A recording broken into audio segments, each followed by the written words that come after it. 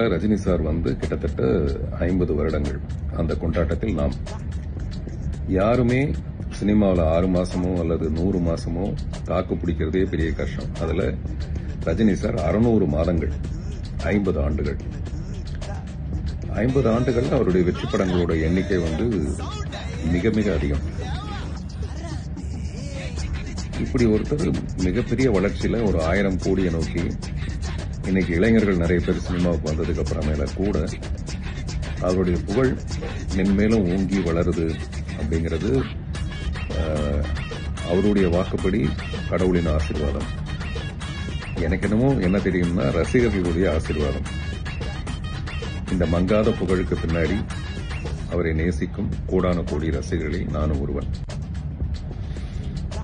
Super ஸ்டாரின் ரசிகர்களுக்கு ரஜினி சாரின் ரசிகரான பார்த்திபனின் பணிவான வணக்கம்.